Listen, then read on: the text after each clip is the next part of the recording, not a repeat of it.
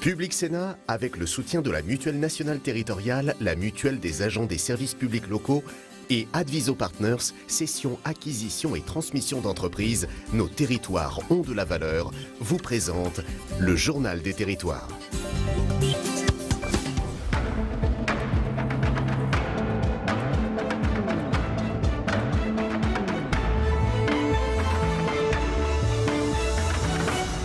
Bonjour à tous et bienvenue dans notre émission avec la presse quotidienne régionale. Les Indes radios qui sont 130 radios, nos partenaires sur tout le territoire français, les télés locales de France et le réseau Via Télévision. 3 parties dans cette émission, vous le savez. Dans un instant, c'est le JT des territoires que je vais vous présenter. Et puis après la météo, c'est l'invité politique de Territoire d'Info en direct sur ce plateau ce matin. C'est Julien de Normandie. C'est le ministre chargé de la ville et du logement qui sera notre invité. Voilà, dans un instant, c'est le JT des territoires et on s'y retrouve. À tout de suite. Pour commencer ce JT, des cortèges et des manifestations à l'appel de quelques syndicats. Ils étaient plusieurs milliers à battre le pavé à travers la France. Image ici à Paris et à Calais. Une mobilisation nationale interprofessionnelle avec des revendications principales qui étaient le manque de moyens dans le service public. Des grèves qui ont touché aussi bien le public comme le privé. Je vous propose d'écouter 2 manifestants, un professeur et une infirmière au micro de notre partenaire, la chaîne OEO dans le Nord. La raison de la mobilisation, c'est la casse du service public. La casse du service public et la protection des salariés et des agents. Faut toujours faire plus, on a toujours plus de patients et avec moins de personnel. En fait, on tourne toujours au service minimum. Les conditions de travail sont de plus en plus précaires, de plus en plus difficiles, les classes sont surchargées, les élèves sont de plus en plus de difficultés, on n'a pas vraiment les moyens et le temps de s'en occuper correctement. Si on divisait les classes par 2, ça changerait déjà pas mal. Dans ce JT, cette histoire à présent d'un maire qui part en croisade contre le Grand Paris. Il s'agit du maire de Neuilly-Plaisance en Seine-Saint-Denis. Il a lancé une pétition « Je décide pour ma ville ». L'élu local souhaite que chaque commune puisse choisir d'adhérer ou non au Grand Paris. Toutes les explications de Cédric Dandeville pour Via Grand Paris, justement, notre chaîne Comme chaque partenaire. ville de la métropole du Grand Paris, Neuilly-Plaisance appartient à une intercommunalité. C'est une obligation légale et elle ne convient pas du tout au maire de la commune. L'élu de Seine-Saint-Denis a été reçu par le président du Sénat quelques jours après avoir lancé une pétition. Objectif : redonner aux communes leur indépendance vis-à-vis des EPT, les établissements publics territoriaux. L'idée de la pétition, c'était de dire qu'il faut que les compétences qui ont été ôtées aux communes, qui ont été transférées aux EPT, reviennent aux communes. C'est-à-dire l'aménagement, le développement économique, l'habitat, l'assainissement et les ordures ménagères, qui aujourd'hui ne sont plus du tout de la compétence des communes. Ce qui veut dire que les électeurs ont élu des conseillers municipaux qui, sur ces sujets-là, n'ont plus aucune décision possible à prendre. Depuis 3 ans, Neuilly-Plaisance a destin lié avec 13 autres villes du territoire Grand Paris, Grand Est. Pour l'édile, cet échelon pose notamment un problème démocratique. Aujourd'hui, les représentants, les conseillers territoriaux ne sont pas élus, ils sont désignés par l'édile. C'est-à-dire qu'ils n'ont pas de légitimité démocratique. Et donc ils prennent des décisions alors qu'ils ne sont pas élus de la ville pour une ville qu'ils souvent ils ne connaissent pas. Donc l'idée c'est de revenir à la ville, ça marchait bien antérieurement. Aujourd'hui les EPT nous coûtent énormément d'argent, embauche de personnel, location ou achat de locaux. L'élu local souhaite que chaque commune puisse décider ou non de faire partie d'une intercommunalité. Ça passe concrètement par une modification de la loi NOTRe. Pour l'heure, la pétition « Je décide pour ma ville » a réuni quelques 5000 signataires. Nous partons pour les Antilles maintenant, direction la Martinique pour la semaine de l'industrie.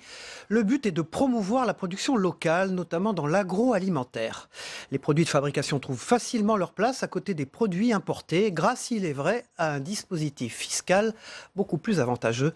Toutes les explications avec Loïc Régis pour ATV Martinique, via.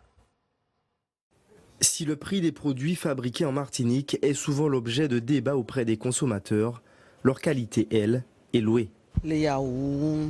Je suis plus produits locaux, produits fabriqués en Martinique et même en Guadeloupe des fois quand il y en a ici parce que je trouve que ça se rapproche un peu plus des goûts de la bonne cuisine de maman. Ici à l'usine Danone, 10 000 tonnes de yaourts sortent chaque année. C'est l'un des fleurons de l'industrie agroalimentaire locale. Sa matière première, le lait, vient de l'Hexagone. C'est une matière première sèche, c'est du lait en poudre qui est importé de métropole. Les fournisseurs sont sélectionnés selon un cahier des charges extrêmement rigoureux de Danone. Mais nous avons un projet en cours de pouvoir valoriser la matière première locale s'agissant du lait cru. L'importation de matières premières très coûteuses, une réalité pour de nombreuses entreprises martiniquaises. Grâce à l'octroi de mer, les industriels bénéficient de l'exonération ou de la réduction de certaines taxes. Le but est de favoriser la compétitivité des entreprises locales face à la concurrence. Les handicaps de notre production ont été rappelés, une étroitesse de marché, un coût d'investissement très élevé. Et c'est pour ça que Bertrand Clerc, dans son discours, a bien insisté sur la nécessité de l'accompagnement public, à la fois en termes de subventions européennes et locales, mais aussi le maintien du dispositif de différentiel de taux d'octroi de mer pour contribuer à compenser les handicaps de la production locale. Fruit d'un bras de fer récurrent au sein de l'Union européenne, contesté par certains politiques et chefs d'entreprise, l'octroi de mer semble aujourd'hui indispensable à la croissance de l'industrie martiniquaise. Aujourd'hui, c'est vrai que certains importateurs aimeraient effectivement que ce soit plus facile de faire entrer la marchandise sans acquitter la moindre taxe. Le fait est que si la Martinique doit devenir un territoire uniquement de vente et sans production locale, nous aurons plus d'emplois pour nos jeunes. Plus d'emplois pour des personnes qualifiées. Or, un territoire ne peut se développer que s'il a une industrie forte, avec des emplois qualifiés dans l'industrie locale. L'industrie est un secteur essentiel de l'économie martiniquaise. Elle rassemble 140 entreprises et près de 5000 emplois. À présent, quand l'État et les territoires s'unissent pour aider les entreprises, c'est le premier contrat du genre. Il a été signé par la métropole Nice-Côte d'Azur. Cet accord va permettre d'accompagner les entreprises de la zone industrielle de Carros à se moderniser et à s'adapter aux nouveaux besoins. Toutes les explications de notre partenaire d'Azur TV dans le Sud-Est. Étape majeure pour l'industrie azuréenne. Ce lundi matin, la métropole Nice-Côte d'Azur a signé le premier protocole d'engagement territoire d'industrie avec l'État, un programme lancé par le Premier ministre Édouard Philippe en octobre dernier qui concerne 124 territoires dans l'Hexagone. L'État engage donc 1,3 milliard d'euros pour accompagner les entreprises à se moderniser et passer un cap industriel. Pour la zone de Carros, qui comprend 600 entreprises et 10 000 emplois, c'est une réelle opportunité de s'adapter aux besoins du XXIe siècle. C'est pas évident, donc il y a tout un projet d'accompagnement, d'identification des besoins en industrie 4.0. Il y a également l'équipement, le maillage de notre zone par la fibre optique, de façon à donner l'accès à l'Internet haut débit à l'ensemble des entreprises. Il y a bien sûr un problème, enfin une difficulté à régler qui est l'accès à la zone, les transports, qui est un enjeu majeur dans la région. Donc il y a une gare multimodale, il y a des parkings silos, des parkings poids lourds également prévus, de façon à la fois à régler les problématiques de transport et à la fois aussi dégager du foncier sur la zone parce que c'est important. Cette convention est signée pour 3 ans. Elle va permettre de mettre en valeur le savoir-faire azuréen. Nous avons voulu, par rapport aux aléas économiques que pourra connaître la société tout au long de ce XXIe siècle, pouvoir marcher sur 2 jambes, les renforcer toutes les deux, avec notamment un appui sur une grande activité industrielle, avec des centres de formation qui vont avec. Je pense bien sûr au centre de formation des apprentis de Carros, je pense au centre européen de l'apprentissage de la métropole, je pense à notre campus de l'innovation avec l'Institut méditerranéen des risques, l'environnement et du développement durable, qui ouvrira ses portes en septembre prochain. La zone industrielle carrossoise veut davantage s'agrandir et créer de l'emploi. Les entreprises comme Arco Pharma, Malongo ou encore Fleur Bleue souhaitent valoriser l'industrie, notamment les métiers du secteur, auprès des jeunes. Voilà, vous êtes jeune et vous voulez travailler cet été. Eh bien, la saison des jobs d'été se prépare maintenant. La ville de Vannes, dans le Morbihan, propose de se préparer aux entretiens d'embauche. Comment peut-on travailler quand on est mineur? Comment s'y prendre pour trouver un job d'été?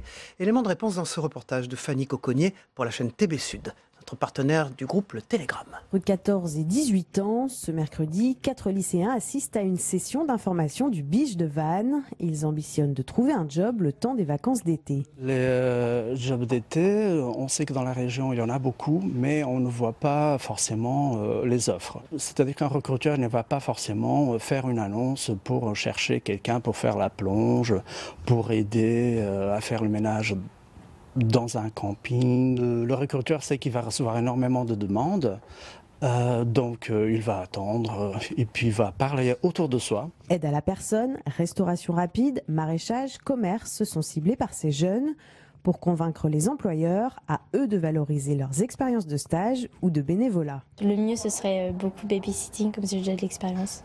Ou alors sinon dans les marchés. Restauration, serveuse dans un bar, quelque chose comme ça. Maintenant je suis majeure, mais avant c'était vraiment compliqué. J'allais directement, mais souvent l'âge que j'avais c'était difficile, quoi. Ces jeunes ont le droit de travailler à partir de 14 ans, mais la législation oblige l'employeur à adapter la durée du travail et l'enfant doit être couvert par une autorisation parentale et une visite médicale.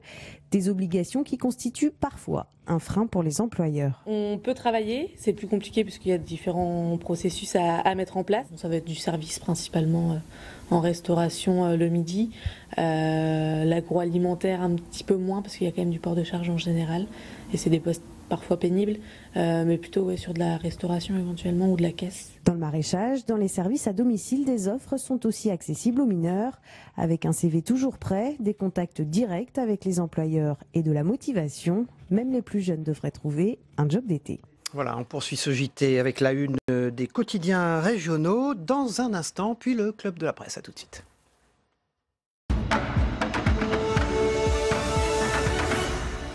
Bonjour Saveria, bonjour. À la une de La Dépêche du Midi, Castaner, ministre dans la tempête et dans la tourmente, bien sûr. Après le saccage des Champs-Élysées samedi et 5 mois seulement après son arrivée place Beauvau, Christophe Castaner est la cible de l'opposition qui l'a bousculé hier tout d'abord à l'Assemblée nationale lors des questions d'actualité, puis au Sénat pour les 3 heures d'audition devant la commission des lois.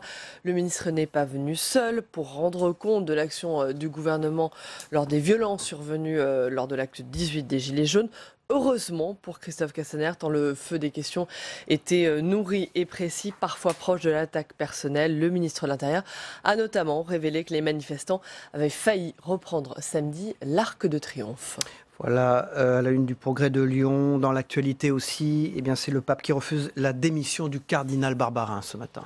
C'est une décision qui choque ce matin. Le pape François refuse la démission du cardinal Barbarin après sa condamnation pour non-dénonciation d'atteinte sexuelle, invoquant notamment la présomption d'innocence. Le pape dit vouloir attendre le jugement en appel. Une décision du pontife argentin qui risque d'accroître le désarroi des catholiques face à une affaire qui dure déjà depuis 3 ans et demi et surtout ça risque d'entretenir le doute sur la résolution de l'Église à appliquer une politique de tolérance zéro contre les pédocriminels et les évêques qui les protègent. Voilà, après le naufrage du Grande America à la une de Paris-Normandie, ces 2 cargos qui sont surveillés de très près ce matin.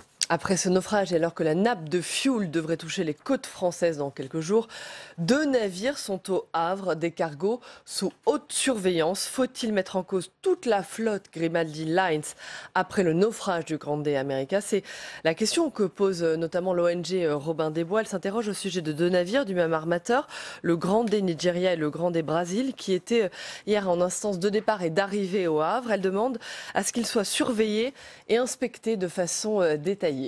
Voilà, l'une de Midi Libre dirigée par Olivier Biscay. C'est le grand oral quand des élèves interrogent le ministre de l'Éducation nationale. C'est pas courant.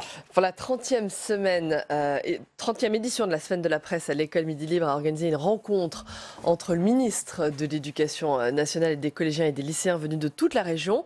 Harcèlement, réforme, fake news. Jean-Michel Blanquer a répondu à toutes les questions. Un ministre pédagogue qui a visiblement, on le voit sur la photo, séduit les élèves, pas les enseignants, très mobilisés contre le projet de réforme de l'école et du lycée voulu par le ministre. La grève nationale hier a été justement très suivi par ces enseignants. Merci Saveria. On vous retrouve en 3e partie de notre émission pour l'actualité parlementaire. Elle est dense après l'audition évidemment du ministre de l'Intérieur et de Bruno Le Maire, le ministre de l'Économie au Sénat hier. Merci. À tout à l'heure. Dans un instant, c'est le club de la presse.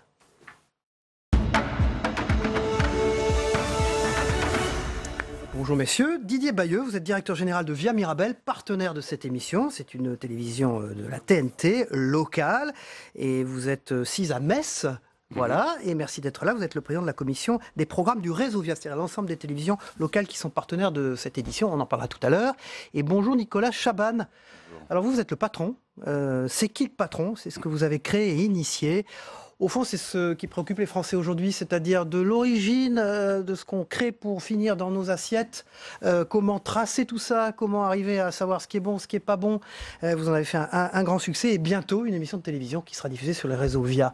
Et c'est tout à fait dans l'esprit territoire de notre émission. On vous en parle dans un instant avec vous. Messieurs, d'abord, je voudrais votre impression. Que pouvez-vous nous remonter de ce que pensent les gens? Vous êtes, vous, originaire d'Occitanie, du Vaucluse. Vaucluse. Vous-même, vous êtes originaire de l'Est. Voilà. Vous avez vu ces auditions du ministre de l'économie hier, Bruno Le Maire, et du ministre de l'Intérieur, qui était donc Christophe Castaner au Sénat, devant le Sénat hier. On a vu que le ministre de l'Intérieur s'est beaucoup justifié. On a entendu Bruno Le Maire donner beaucoup d'explications économiques, etc. Le ministre de l'Intérieur sur les manifs, Bruno Le Maire sur l'aspect économique. Qu'est-ce qui vous remonte? Ça m'intéresse. On va commencer par le Vaucluse. Allez-vous. Sur ces auditions sénatoriales qui sont devenues spectaculaires, le Sénat joue un très grand rôle d'opposition, on le souligne souvent. Qu'est-ce qui vous remonte? Vous qui connaissez les manifestations des Gilets jaunes de manière importante d'ailleurs dans le Vaucluse. Vous voyez, quand vous posez la question, ce ne serait pas très sérieux de vous dire que j'y avais pas tellement réfléchi, mais je crois que c'est un peu à l'image de tout le monde. On a cette petite musique de choses qui se passent un peu loin de ce que nous, consommateurs ou citoyens, on peut ressentir. Et c'est vrai qu'il y a un décalage qui se crée parce qu'on regarde ça comme un spectacle extérieur. On n'est pas impliqué. Il n'y a jamais un citoyen véritablement qui se connecte à ce débat, qui peut faire un retour. Et c'est peut-être l'heure de cette perméabilité entre un peuple qui peut en plus amener des solutions politiques. On l'a vu dans le monde de la consommation, quand des gens se rassemblent avec du bon sens, une volonté solidaire, ils font des succès en soutien aux producteurs plus grands que tout ce qui a été fait depuis 50 ans. Donc peut-être que la vie politique pourrait s'en inspirer. Lily Bayeux.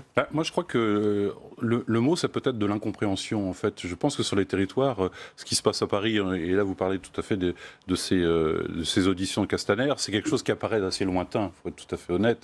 Les gens ne sont pas forcément concernés par ça. Mais néanmoins, ils sont très concernés par ce qui se passe dans notre pays. On parle des Gilets jaunes et l'incompréhension sur ce qui s'est passé samedi dernier à Paris. Je crois qu'on se dit, voilà, on a des forces de police qui sont, je dirais, conséquentes, qui sont bien préparées et qui agissent en conséquence. Et malgré tout, on a vu ces scènes absolument incroyables. Et je pense que le mot, c'est celui de l'incompréhension. Pourquoi on en arrive là? L'idée de reprendre en main soi-même, finalement, les choses. C'est-à-dire qu'il n'y a plus... On n'attend plus comme ça qu'un système extérieur nous amène toutes les solutions. Tout le monde se dit, OK, on va le faire nous-mêmes. Alors, on va parler de vous, Nicolas Chaban. Vous êtes décrit dans certains articles comme le gourou de l'agroalimentaire, avec un seul objectif dans la vie, sauver les petits producteurs. Vous êtes le Robin des Bois des petits producteurs, c'est ça? Alors, l'idée, c'est quoi? C'est de les valoriser. On sait qu'il y a une très grande attention des gens maintenant par rapport à ce qu'ils consomment, ce qu'ils mangent, beaucoup plus que ce n'était le cas avant. Alors vous surfez sur cette vague, c'est ça? Non, surfer non, parce qu'on le fait depuis 20 ans et qu'on le fait par conviction, mais c'est vrai que ce qui s'est passé, c'est la création de la fameuse brique de lait, c'est qui le patron? Pas de bureau, pas de structure, des consommateurs qui se rassemblent. Expliquez bien ce que ça a été, cette brique de lait. Qui rassemble donc des consommateurs qui deviennent sociétaires pour créer une action commune. La brique de lait rémunère au juste prix les producteurs. C'est un choix qui a été décidé en amont par les consommateurs.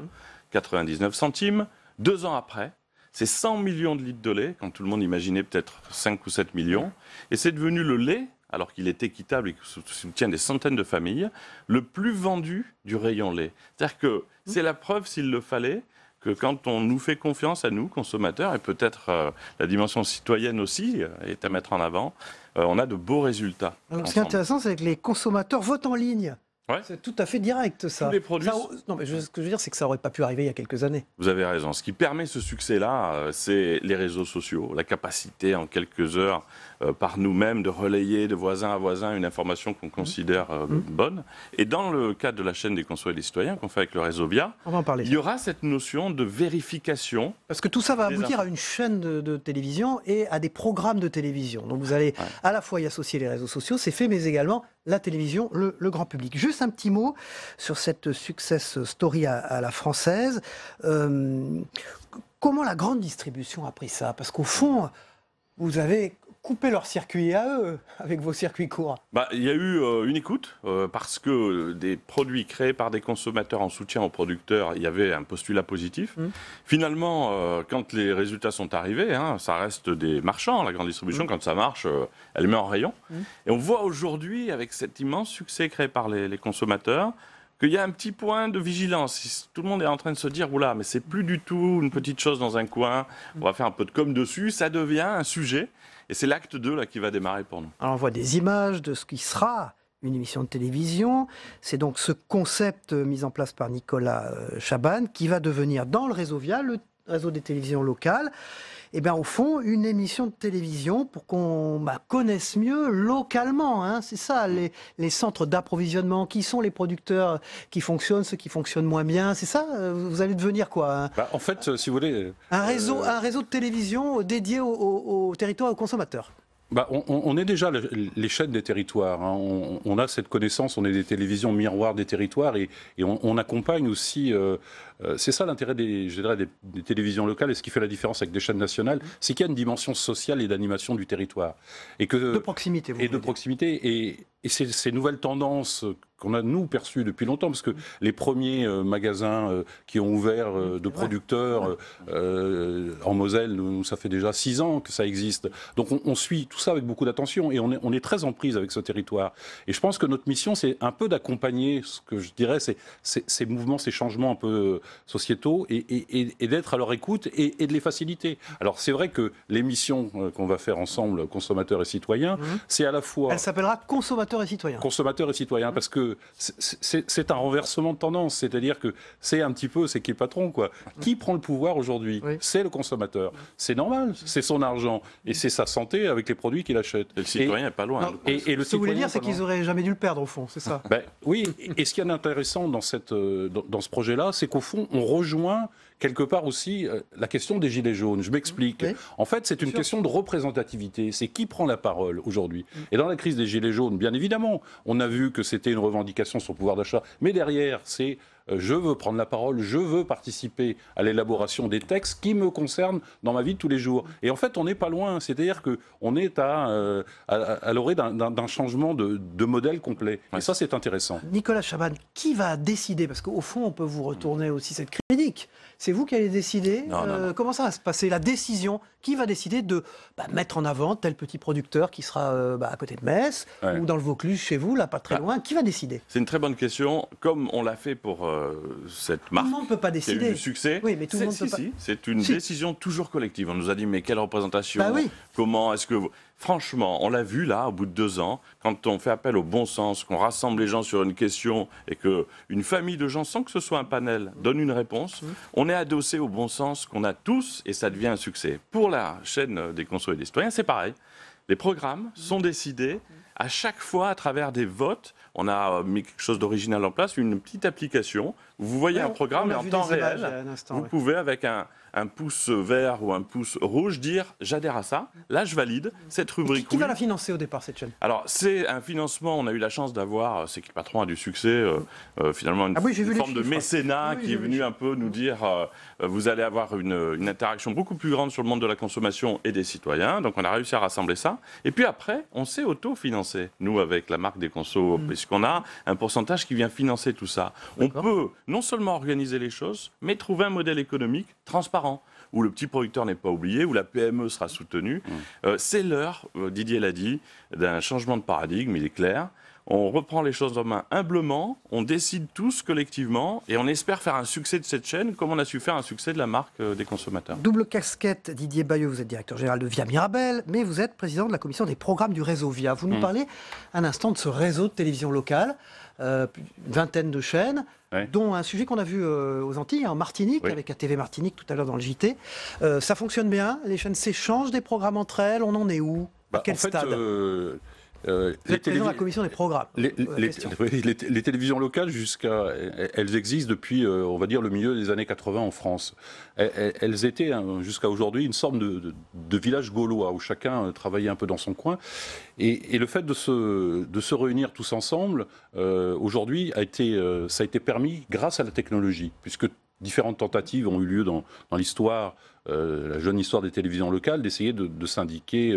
Et à l'époque, les outils techniques ne le permettaient pas. Aujourd'hui, la technologie permet de faire ça. Alors, quel bénéfice peut-il y avoir à ce que les chaînes travaillent ensemble? La première des choses, c'est que chacune des chaînes, on n'est pas concurrents les uns des autres. Donc ça veut dire qu'on peut travailler ensemble, ce qui n'est pas forcément le cas d'autres chaînes nationales. Pas concurrents territoriaux. Et on peut faire des choses ensemble. Alors, faire des choses ensemble, ça veut dire quoi? C'est déjà un peu ce qu'on fait dans cette émission, c'est-à-dire en apportant notre expertise, nos reportages, pour faire vivre ce qui est vraiment la vie des territoires au plus profond de ce qui existe.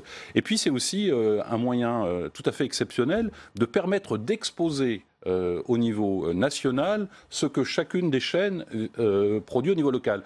Et chaque territoire cherche à montrer ce qu'il est au Bon, l'image du Grand Est, on la connaît, celle de la Moselle et celle de la Metz, on la connaît. Et tous les gens qui viennent à Metz se disent, mais je n'imaginais pas que cette ville ressemblait à ça. Donc on a un vrai déficit d'information. Il y a du sport, de la culture, il y a du sport, de il y a l'information, bien sûr, on le voit. Et des documentaires aussi. Donc chaque chaîne produit énormément de documentaires et on va les exposer au niveau national. C'est une chance pour nous, hein, parce qu'on a, au moment de la naissance de cette chaîne, 22 relais locaux avec VIA, 400 personnes qui travaillent tous les jours. Pour les citoyens, c'est une chance aussi. Et nous aussi. Et oui. Merci beaucoup. Nicolas Chaban, c'est qui le patron?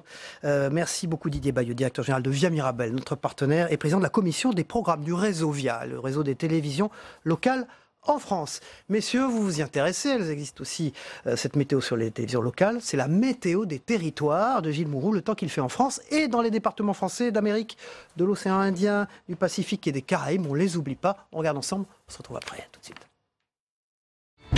La météo des territoires vous est présentée par la filière CRC, engagée pour le bon, dans l'assiette et dans les champs.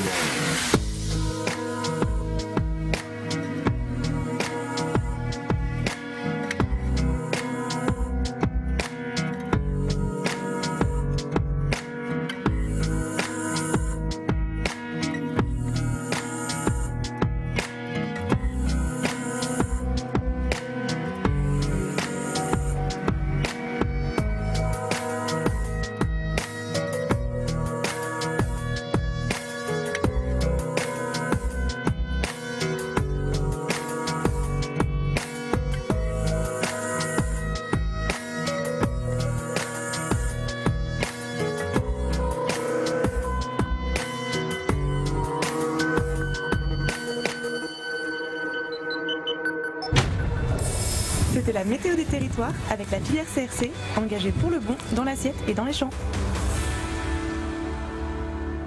Voilà, dans un instant, c'est Julien de Normandie, le ministre chargé de la ville et du logement, qui est notre invité politique en direct sur ce plateau.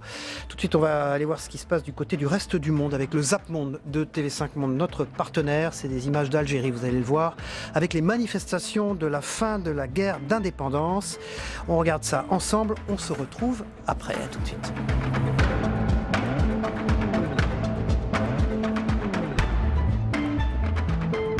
Public Sénat, avec le soutien de la Mutuelle nationale territoriale, la Mutuelle des agents des services publics locaux et Adviso Partners, cession, acquisition et transmission d'entreprises, nos territoires ont de la valeur, vous ont présenté le Journal des territoires.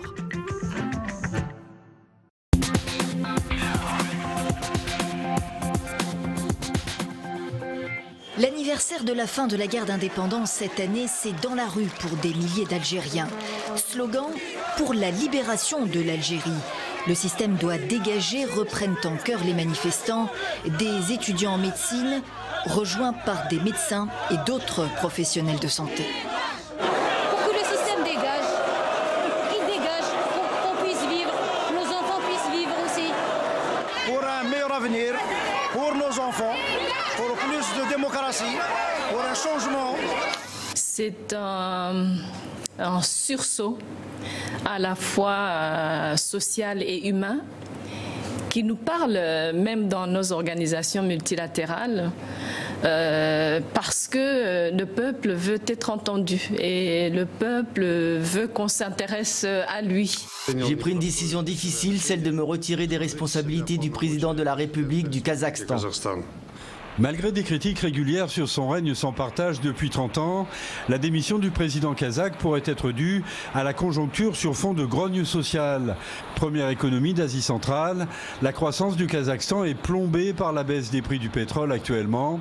La démission de Nursultan Nazarbayev est donc aussi vue par beaucoup comme un stratagème pour rester au pouvoir sans être en première ligne. C'est un terroriste, un criminel, un extrémiste. C'est par ces mots forts que la première ministre Jacinda Ardern a souhaité qualifier le tueur des 2 mosquées de Christchurch. Vous ne l'entendrez pas prononcer son nom, il cherchait la notoriété, dit-elle. Mieux vaut prononcer le nom des victimes. Sur les lieux de l'attaque, les hommages se poursuivent. Toute la Nouvelle-Zélande est meurtrie. Ici à Auckland, des jeunes dessinent Kia Kia à vue du ciel, restez fort en maori. La menace la plus importante maintenant, plus grande encore que les cyclones, ce sont les inondations. Parce qu'il pleut de plus en plus et que les niveaux des bassins augmentent. Les autorités appellent toute personne vivant près des rivières à quitter ces zones. Plusieurs barrages ont déjà atteint leur niveau maximum. Certains ont déjà cédé, confirme l'ONG Oxfam. Mon beau-père est mort. Une maison s'est effondrée sur lui et sur un autre enfant que nous cherchons encore. On pense qu'il est coincé quelque part sous des rochers. Nous supplions pour obtenir de l'aide.